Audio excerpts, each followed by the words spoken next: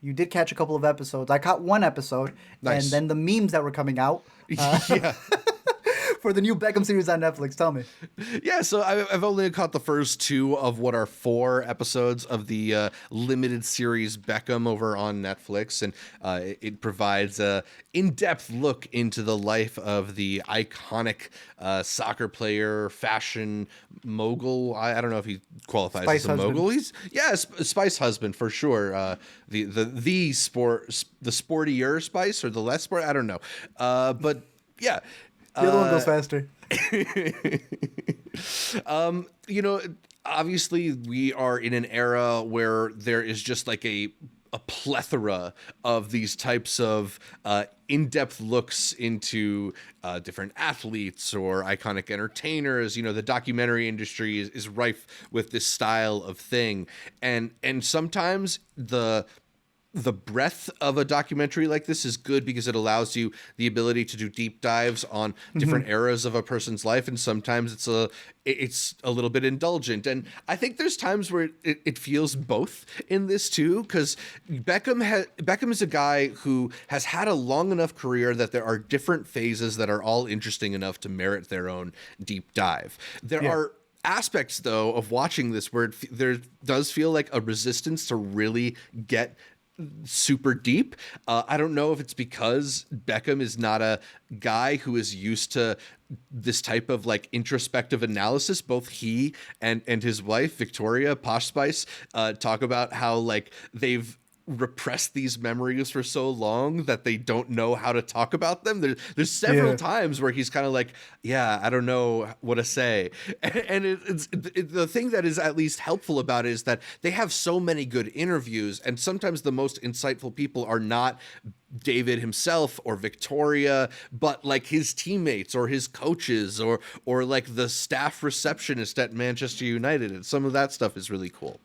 I also really liked the use of the Interatron. That's the like famous Errol Morris technology where the documentary subject is able to look directly into the camera. They basically do like a teleprompter thing where they project the image, and they use the Interatron to show a bunch of players and coaches old footage of games in the past. So you see them like watching and their faces react.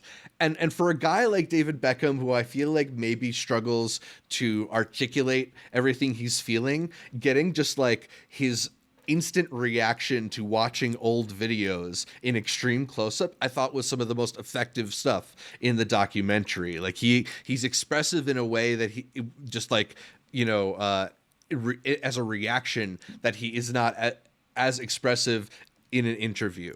Interesting. So there are insightful aspects to it. I still think there's like moments where it felt like it could have gone deeper. I'm curious to see what the next final two, I guess, episodes have in store. But, you know, for people who are interested in his life and want to know more, I definitely think it's a useful documentary with a lot of like valuable behind the scenes stuff included. There's so much archival video being shown. Yeah.